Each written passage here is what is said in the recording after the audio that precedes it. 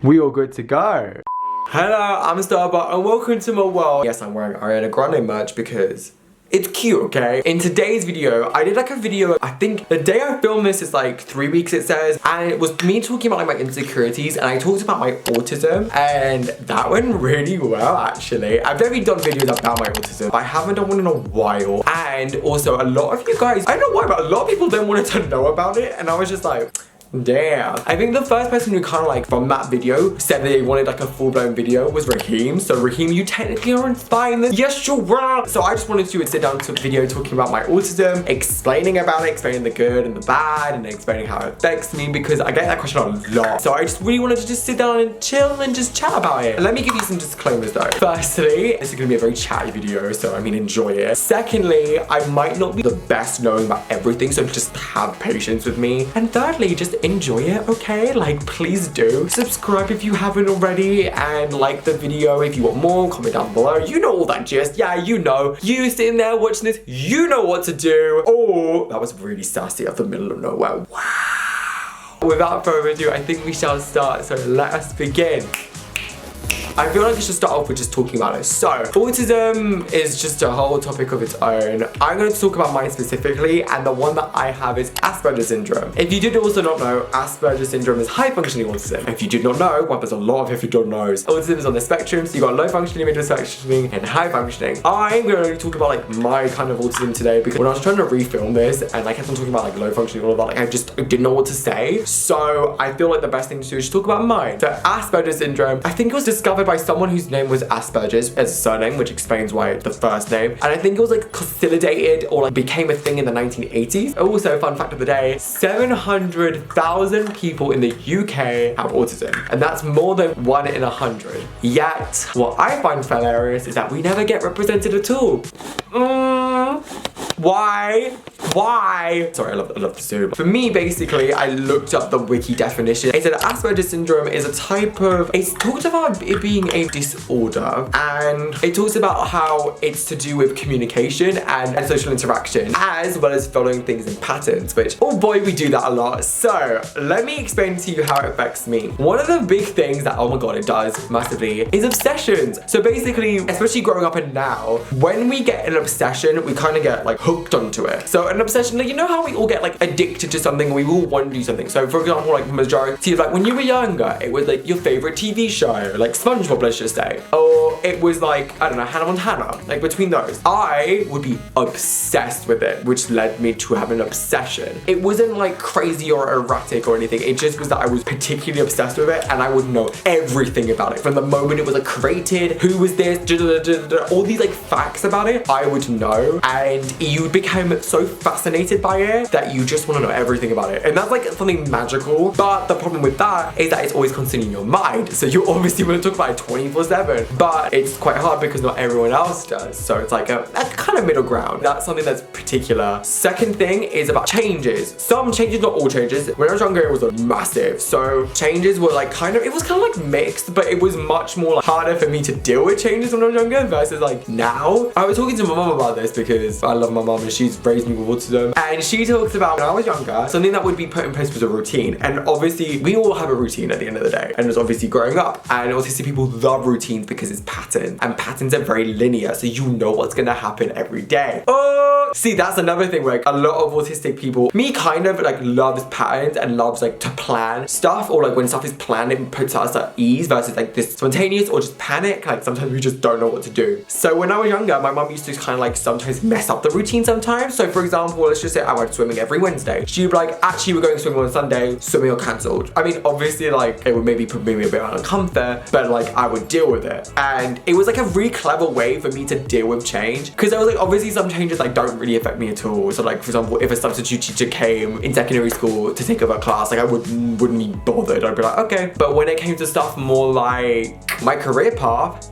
that scared me. I mean, that would obviously scare anyone, but like for me especially, it was like a change I wasn't used to, and I had to learn about the change before I actually dealt with it. Do you get what I mean? It was a bit hard. Again, there are some changes which were like really easy. For example, like, I don't know, changing hair hair color. Like, that was easy. It's obviously a good change, but some changes are just a lot harder, like friendship dynamics and learning to deal with like emotions. That's another thing I've struggled with, is dealing with certain emotions, because what my brain does is that it likes to overwhelm itself. So I get very overwhelmed by feelings, positive and negative. Again, that's like a brilliant thing. Oh my god, do you know how brilliant it is? I mean, firstly, because it shows that you're very in tune with your emotions. So when you feel something, you feel it. Like, you can't hide it, which then obviously is really good, because that means you can kind of like deal with the problem as soon as it comes, right? Not all the time, but I'll explain that later. Also, that when you're happy, you are really happy. Like, your highs, you're dealing with everything, you love it, you're living a life, and you're generally just a happy person, and that's amazing, and I love that. I would say that explains why I'm very positive a lot of the time, and I very much am like happy and joyous and like look forward to stuff. I am. However, when you deal with it negatively, it can be very confusing and frustrating. It can be very hard to deal with, and very, like, when something consumes you, like your emotions, like you literally can't get it out of your head. As much as you like try to, it's so hard to, until you like talk about it, learn about it, and then you have to deal with it. Like, it's so much more difficult, because unfortunately when it comes into our head, it takes a lot longer for it to get out versus like leave for a normal person. So for example, let's just say a friend of mine has dealt with something. We've been dealing with the same thing. She might be dealing with it, like, but she'll like deal with it. She can move on with her day and it won't affect her. Me, I can't do that. Like, as much as I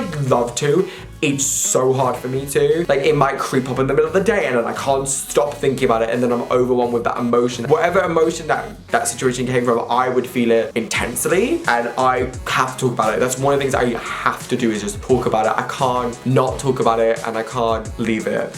I can't. Another thing that is very, very, very common, if you did not guess, is processing. Processing stuff, for me specifically, is so hard. Not hard, but it takes longer versus another ordinary person, which is why I said I'm not very good at debate, and I'm not very good at like having an argument. I have to process stuff. That's honestly the most simplest answer. I have to process it and think about it before I say it. I can't just go and be like, so blah, and then they go blah, and then oh, I can respond. Like, I can't do that. I have to think about it, because I want to make sure I'm saying the right thing. I want to make sure that whatever I say is how I'm feeling, and I want to make sure I'm expressing myself correctly, not wrongly, and not to hurt them or whatever. Also, that could mean stuff simply as in like, oh, an instruction. That one, not as much, but like sometimes I have to ask, like, okay, what do you want me to do again? It's just something simple like that. I might have to just remind myself on, especially at work. If you want that to be a whole video, being autistic at work, comment down below if you want that. Sometimes I have to do things a couple of times for me to get used to them. It's starting a routine again, which again, autistic people love. Oh, and touch. See, this is a very personal one. A lot of different people with Asperger's or with autism or stuff like that, because some people love it and some people hate it. Some people adore it so much and some people hate it. I adore it so much. Like, if you hug me and you just like touch me, I feel so good. I mean, obviously if you're like a friend, don't just come up to me as a random stranger and just be like, hey. I'm like, ew, no. But if it's like a friend or like someone I love and they just like hug me or want to direct, I love it. And that's why, like, one of the things I love, lying on people. That's so weird. Like, I will always leave my head on someone's shoulder. I just like, just little things like that I love. A lot of people don't like it with autism, but I absolutely adore it. Like, I'm just like, give me a hug. Another thing actually is I get overwhelmed very quickly, like overwhelmed and flustered very quick, especially when it comes to certain things. I can get very overwhelmed like that, and then I can't stop feeling, which again, back to the emotions, like it takes time to me to process the emotion, and then when I get to that emotion, I can't stop thinking about it because I'm overwhelmed by the emotion. So a lot of the time, the best way to describe it is busy trains, chaotic trains, and me at work on a really, really, really busy day. It gets overwhelming so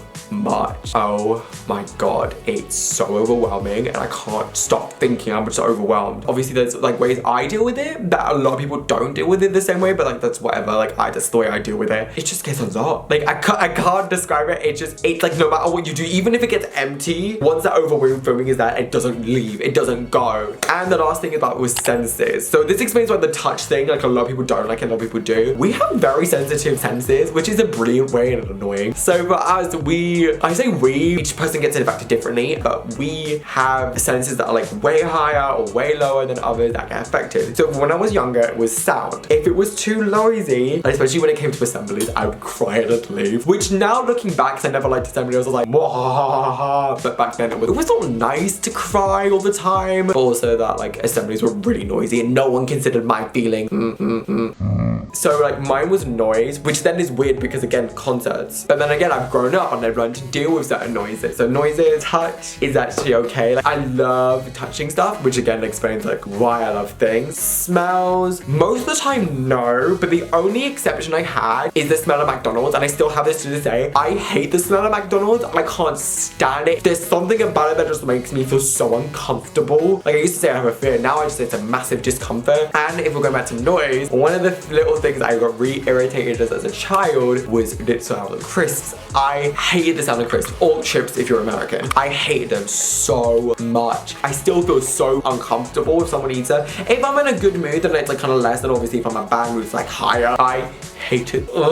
Sight, I don't know about sight. I guess we just see stuff. I just overthink sometimes. Like, again, that's a good thing because just in case I want to plan out a situation, I kind of like know how it goes. It's like a scenario, but in another way, it's really bad because it doesn't work out, or that I just overthink about the wrong things. I should probably like explain to you when I first got diagnosed. I got diagnosed when I was 4 years old. I actually didn't say my first word until I was 4, and my first word was up in the stairs. And guess what makes it even weirder? Me, my twin sister, and my older sister all said the same word. Weird, huh? So I got diagnosed in 04, and I also went to an autistic school for a bit. It was a brilliant school. Oh my god, it was so good. And then I got integrated into a mainstream school, and then obviously like secondary and stuff like that. And then I obviously foundation year. Yes, now I'm here for gap yearing it. I really don't know what else to talk about. I've got a couple of things. I'm gonna save them with me and my teddy bear. Oh my god, it just feels nice to hug. I will say it in another video. So if you want those videos, make sure you do comment down below. I hope you enjoy this kind of content. I love this kind of content. I love talking about my autism. I feel like I never do it enough. Please like, subscribe, share. You know what to do, and I shall see you guys very, very soon. Cheers, adios, goodbye everyone, goodbye.